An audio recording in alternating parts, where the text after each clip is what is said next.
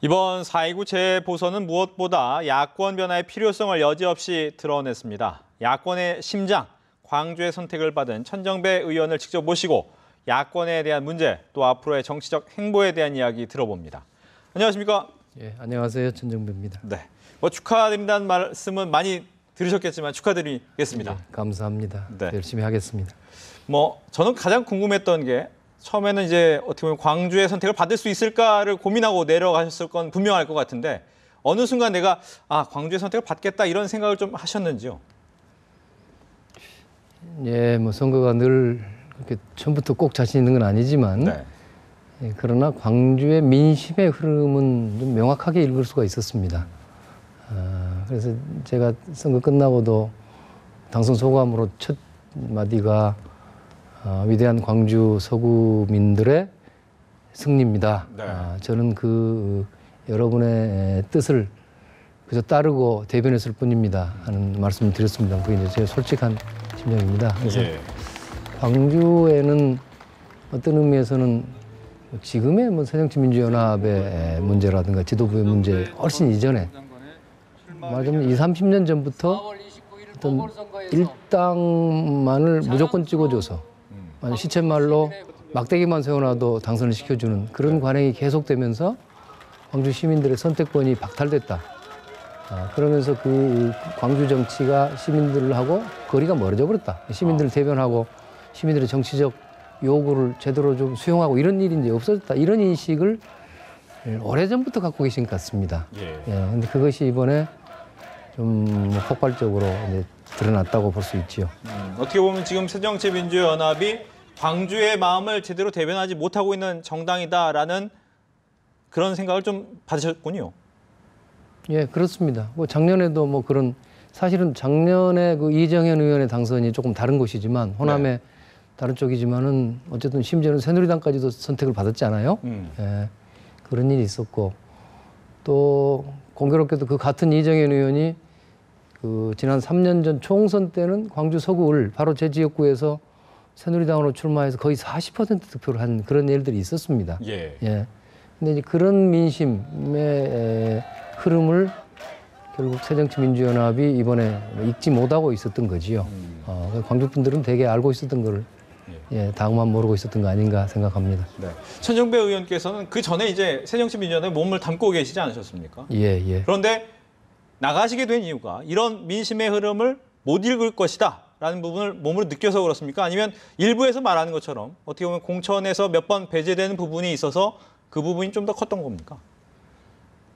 전혀 아니고요. 그냥 네. 아까 사실은 제가 지난번에 지난 일입니다만은 지난 선거 때 당내에 경선을 한다면 보다 쉽게 아마 될 수 있지 않겠는가. 아무리 무슨 좀 민심이 있어도 그 이제 후보에 따라 틀릴 수 있고 그러지 않겠습니까? 그런 생각도 해봤는데 그보다는 저는 새정치민주연합이라는 제1야당이 과연 이대로 다음 집권도 가능하고 우리 국민들 양극화로 고통받고 있고 여러 가지 힘든 국민들에게 희망을 줄 수 있는 그런 비전 있는 정치를 할 수 있느냐 하는 점에 관해서 굉장히 이제 비관적인 생각을 하게 된 겁니다. 당내에서 지난 수년 동안 제 나름대로는 당의 이 변화와 쇄신을 위해서 나름대로 노력했는데요. 저 자신의 이제 힘이 부족하고 또 여러 가지 부족한 탓에 뜻을 이루지 못하고 새정치민주연합이 도저히 이대로는 안 되겠다. 어떤 방식으로든지 이 야권을 이제 재구성해야 될 텐데, 말하면 재편해야 될 텐데 그 방식이 그동안은 제가 당 내에서 노력을 했다고 그러면 이제는 그 길은 더 이상 가망이 없는 것처럼 보여져서 이제는 당 밖에서라도 광주의 그 민심과 함께 한번 당의 회초리를 좀 강력하게 들어야 되겠다. 그것을 통해서 말하면 당에 대한 관계에서 보면 외부의 충격을 통해서 당이 변화할 수 있는 변화를 좀 촉발시켜 봐야 되겠다. 이런 생각을 하게 됐습니다. 예. 그렇다면 여기서 궁금한 점이 생겼는데요. 만약 안에 계셔서 이제 개혁을 하기에는 어려울 것 같다라는 생각 때문에 밖으로 나오시지 않으셨습니까? 예. 근데 만약은 원래 없는 거지만 만약 안에 계셨다면 현재 뭐 어떻게 보면 문재인 대표의 책임론도 나오고 아니면 막말 공방이라든가 여러 가지 나오는 이 상황을 어떻게 바꾸겠다고 이야기를 하셨겠습니까? 만약 당 안에서 이 사태가 일어났다라고 한다면. 저는 뭐 그동안도 제 의견을 늘 당 안에서는 이야기해 왔습니다. 근데 그걸 그냥 간단하게 말씀드리면 이제 야당은 국민에게는 비전을 드리고 당원에게는 보통 선거권을 드리자. 이것이 제 그 쇄신의 그 핵심입니다. 결국 정치나 정당의 목적이 결국 국민들한테 좋은 비전을 드리고 그 비전을 실현할 수 있는 그 정책을 구체적으로 만들어내고 그걸 실현하려는 활동이 정치 아니겠습니까? 그런 점에서 본다면 어제 오늘의 문제가 아닙니다. 당이 새정치민주연합과 그 전신들이 지난 뭐 상당한 기간, 10년 정도의 기간 동안에 국민들에게 비전을 제시 못하고 있고 어떤 비전을 상실한 정당이 되어버렸다 하는 점이 저는 가장 핵심이라고 생각하고요. 그것을 당내 여러 시스템으로 좀 한정해 본다면 당의 주인이 말씀으로는 늘 당원이라고 그러는데 그것은 뭐 말로 하는 것뿐이고 실제적인 당의 모든 결정과 그 행동을 이 국회의원과 지역위원장을 중심으로 하는 그저 200여 명의 사람들이 모조리 다 결정하고 그것이 그분들 사이에 그분들이 기득권자들이고 또 그분들 사이에 어떤 계파, 패거리, 패권주의 이런 것들에 의해서 계파 간의 적대적인 뭐 공생관계랄까요? 뭐 이런 관계들이 만들어져 있고 그것이 너무 오랫동안 가면서 더 굳어져 가고 있는 거지요. 요새 지금 요새 보이는 그런 내용이니 뭐니 하는 것들이 전부 다 그런 당내 문제점들이 지금 이제 선거 패배를 통해서 이제 국민들한테까지 보여지고 있다. 이것을 그렇다고 생각합니다. 네. 어떻게 보면 그 말씀하신 것처럼 개파나 패권주의 같은 모습이 고쳐질 방법은 없어 보였습니까?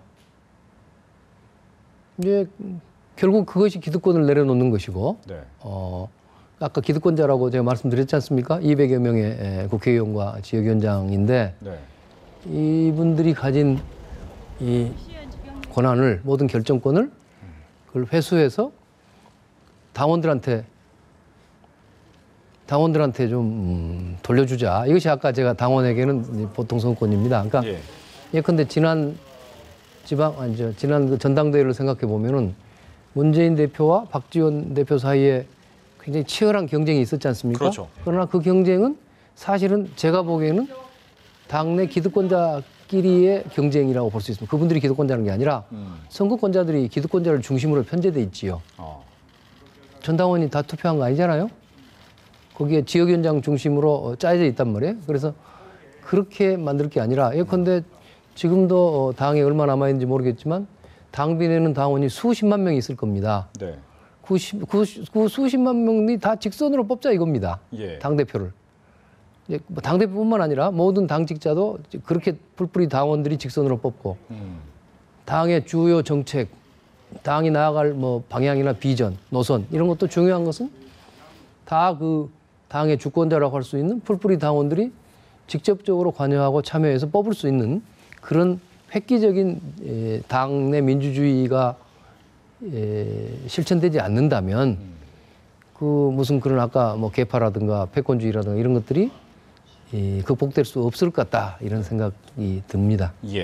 그래서 이제 당선된 이후에 호남 정치를 되살리겠다. 그리고 뉴 DJ 키즈, 뉴 DJ 신당 이런 얘기도 하셨단 말이죠. 그 부분에 있어서 어떻게 보면 이런 비판이 있었습니다. 호남 지역을 위한 어떻게 보면 자민련과 같은 지역 정당이 되는 건 아니냐라는 비판이 있지 않았습니까? 이건 전혀 아니고요. 그러니까 제 말씀 벌써 신당이라고 하는데 제가 신당 만든 이야기를 시어자도 내본 적이 없습니다. 사실은 제가 지난번 선거 과정에서 우리 광주 시민들에 대한 공약을 한 건데요. 이번에 저를 당선시켜 주시면 내년 총선에서는 뉴 DJ들을 모아서 광주 전역에서 새정치민주연합과 경쟁할 수 있는 그런 세력, 그 비전 있는 세력을 만들어서 여러분의 선택권을 드리겠습니다 하는 것이 제 공약이었습니다. 그러니까 거기서 뉴 DJ가 누구냐 하는 것은 뭐 실력 있고 참신하고 개혁적이고 또 무엇보다도 국민과 시민을 섬기는 자세를 가진 사람들 이렇게 제가 이야기를 하고 있습니다. 네. 그러니까 선거가 끝나고도 제가 뭐 아직 선거가 끝나서 무슨 다른 큰 구상을 할 지금 그 겨를이 없고요. 현재로서는 선거 때 한 말씀을 반복하고 있는 겁니다. 아. 그래서 그것은 아까 광주 시민들이 그동안 말하자면 막대기만 꽂아놔도 당선시켜주는 그런 그 민주주의 원칙에 많이 어긋나는 거 아닌가요? 그것을 해소할 수 있는 경쟁 구도를 만들어 드리겠습니다 하는 것이 저의 약속입니다. 그 최선의 약속인 거지요. 예. 그것을 넘어서서 무슨 당을 만들거나 이것은 뭐 제가 지금 말씀드릴 수 있는 계제가 아닙니다. 네. 그러니까 그게 무슨 뭐 호남당이니 호남자민이니 하는 것은요 전혀 무슨 제가 제 구상이나 제 생각과는 아무 관계가 없는 일입니다. 오히려 그야말로 만약 이야기를 드린다면 만일에 신당을 만든다면 저는 전국적 개혁 정당이 돼야 한다고 생각합니다.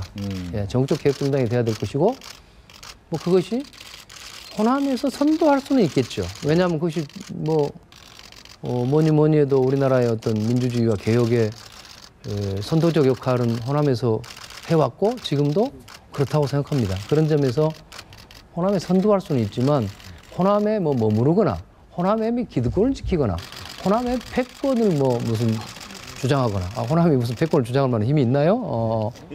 그런 정당을 구성하거나 하는 건 전혀 아니다 네. 하는 말씀입니다.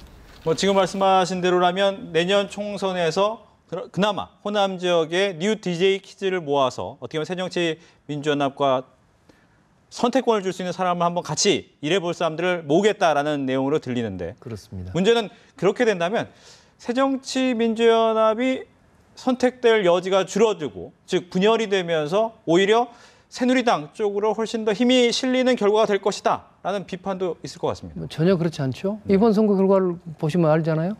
제가 당선됐다고 해서 새누리당은 뭐 형편없이 뭐 옛날보다 많이 얻어 10%대 득표를 했죠. 저는 50%가 넘는 득표를 했고 새정치민주연합 후보도 한 30% 가까운 득표를 했습니다. 이것만 보더라도 뭐 제가 호남을 강조하는 이유는 사실은 그런 요소도 있습니다. 여기는 뭐 호남에서 무슨 새누리당한테 어부지를 줄 가능성이란 게 거의 없는 거죠. 예. 하지만 전국적으로 판을 봤을 때는 총선에서는 아니 전국적으로 판을 제가 말씀드린 게 아니지 않습니까? 아까. 제가 지금 우선 호남에서 그러니까 광주에서입니다. 우선은 제가 말씀드리는 약속은 광주에서 그렇게 하겠다는 것. 그것은 제 약속이니까 반드시 실천해야 될 의무가 있죠. 광주에서 그랬다는 것이고 그 문제를 이제 뭐 전남부까지 좀 확대할 필요 같은 것도 생각해 볼 수 있겠죠. 그리고 앞으로 그것은 제가 광주 차원의 이야기인 것이고요. 과연 그러면 지금의 새정치민주연합이라는 제1야당이 다음 정권을 교체할 수 있는 그런 가망이 있느냐 하는 점에 대해서도 이제 많은 지지자들이 우려를 가지고 계시지 않습니까? 저도 같은 인식을 갖고 있습니다. 네. 이대로는 도저히 다음에 정권 교체가 어렵다. 뭐 지금 이대로라고 말씀드릴 수도 있지만 조금 더 확대하면은 지난 10년처럼 해서는 저는 안 된다고 생각하는 사람입니다. 그게 이 당의 문제점이 뭐 무슨 어제 오늘에 생긴 게 아니라 지난 10년 동안 그 장기간에 걸쳐서 이게 만들어지고 뭐 반복되고 그게 이제 악화되고 뭐 고착된 문제라고 저는 보고 있습니다. 그래서 야당의 재구성이 네. 필요하다. 전면 쇄신이 필요하다. 야권의 재구성이 필요하다고 보는데요. 예. 그 방법은 이제 두 가지가 있겠죠. 하나는 새정치민주연합이라는 이 정당을 정말 전면적으로 쇄신해서 수권정당으로 만드는 것이 있을 것이고 나머지는 새정치민주연합이 그런 수권정당으로서 가망이 없다고 그러면 그걸 대체할 만한 새로운 정당이든 새로운 세력을 만들어야 되겠죠. 네. 예, 저는 그 두 가지 방법을 앞으로 다 이론적으로 있다고 생각합니다. 그 점에 관해서는 어떤 길을 갈 것인가 하는 데 대해서는 좀 더 상황도 지켜봐야 되겠고 많은 분들과 협의도 해보고 특히나 아까 새정치민주연합이 지금 뭐 내용이라고 볼 수도 있지만 저는 또 일말의 기대를 가져봅니다. 어떤 게 됩니까? 문재인 대표께서 기득권을 내려놓겠다. 또 환골 탈퇴하겠다. 뭐 이런 말씀 하셨지 않습니까? 예. 또 패권주의, 친노 패권주의란 말이 안 나오겠다. 뭐 그 비슷하게 그런 부분들을 극복하시겠다는 약속을 지금 하고 계시기 때문에 그 점에 대해서 또 그런 약속이 과거에도 많이 있었습니다만 그러나 또 저는 이번에도 또 한 가닥 희망을 가지고 또 지켜보고자 합니다. 그렇다면 이렇게 질문을 드리겠습니다. 만약 생각하신 것처럼 그 한 가닥 기대대로 새정치민주연합이 환골 탈퇴를 하고 새로운 모습, 어떻게 보면 수권정당의 모습을 가진 정당으로 태어난다면 어떻게 하시겠습니까? 그 복귀라는 말이 좀 그럴 수는 있겠지만 그 부분까지 생각할 수 있겠습니까? 아니 그때는 제가 이거 당 밖에 있는 게 굉장히 후회되도록 됐으면 좋겠습니다. 저 진심으로 바랍니다. 그렇게 되면 정말 좋은 일이죠. 그리고 또 따져보면은 그렇게 된다면 저도 그 과정에서 다소 기여한 셈이 되지 않겠습니까? 뭐 이번에 어떤 쇄신이 된다면 그 쇄신을 촉발하는 정도의 뭐 작은 역할이라도 제가 한 것이기 때문에 저도 그걸로 굉장히 만족스럽게 생각하고 박수를 칠 겁니다. 네. 어떻게 보면 이종걸 원내대표하고 항상 상당히 친분이 있다라고 하면서 이번에 경선에서도 이종걸 원내대표가 천정배 의원과 상당히 친합니다라는 얘기를 자주 했는데 말이죠. 이 부분은 어떻게 드셨는지요? 당에 계신 의원들 중에 제가 제일 친한 분 중에 한 분인 것은 틀림없습니다. 네. 또 과거에도 또 제가 원내대표를 할 때 바로 수석 부대표로 같이 직접적으로 고생을 많이 했고요. 그래서 최소한 이종걸 대표와의 사이에 이제 소통이랄까요? 이 점은 아무래도 활발하고 아무 문제가 없을 것 같습니다. 그러나 공은 공이고 사는 사지요. 알겠습니다. 공은 공이고 사는 사다라는 얘기를 했습니다. 이제 앞으로 보면 이제 야권의 재편을 위해서 더더욱 노력하겠다라고 생각을 하시는데 시간이 이제 1년 정도 우선 남아 있는 거 아니겠습니까? 내년 총선까지. 우선 지역을 위해서 어떤 일을 하실 거고 또 새로운 계획은 어떤 게 있는지 좀 이야기를 해주시죠. 우선 광주로 보면은 이제 광주를 중심으로 한 호남이 그동안 사회적으로도 차별받고 소외돼 왔습니다만은 그보다 더 심각한 문제는 그동안에 박정희 시대 이후의 어떤 고도 성장 과정에서 철저하게 배제됐기 때문에 경제적인 낙후가 엄청나게 심합니다. 그리고 그것이 한국 사회에 구조화돼 있죠. 호남의 낙후가 구조화돼 있습니다. 그래서 이 문제를 어떻게든지 해결할 실마리를 찾아야 된다. 그래서 광주에서도 앞으로 광주 시민들을 경제적으로 윤택하게 해줄 수 있는 그런 전략 산업을 잘 키워야 되겠다. 이것이 가장 중요한 문제라고 생각합니다. 그래서 그 문제에 관해서는 저 혼자 할 수 있는 건 아니겠습니다만은 현재 광주의 자동차 산업 또 한전도 지금 광주 부근에 나주로 와 있습니다만 그래서 에너지 또 그 자동차와 에너지를 결합해서 수소 연료 전지 자동차가 앞으로 생산될 예정이고 이런 게 있어서 그런 부분들을 잘 활용해서 앞으로 광주가 자동차와 미래 에너지 산업의 중심지가 될 수 있도록 발전시켜 가는 것이 굉장히 중요하다고 생각합니다. 그것을 위해서 무슨 혁신형 사이언스 파크를 만들겠다 이런 등의 공약을 했습니다. 또 이제 제 지역구인 서구는 좀 다양한 지역입니다만은 그 중에는 이제 서구 을은 굉장히 좋은 주거로서의 조건을 갖추고 있습니다. 그래서 이게 아주 친환경 웰빙 주거타운으로 잘 발전시키는 여러 가지 공약들을 이미 발표한 바 있고 그것을 앞으로 착실하게 추진할 생각입니다. 알겠습니다. 이렇게 해서 이번에 4.29 재보선에서 당선이 된 무소속 천정배 의원을 모시고 이야기 나눠봤습니다. 오늘 얘기 잘 들었습니다. 감사합니다.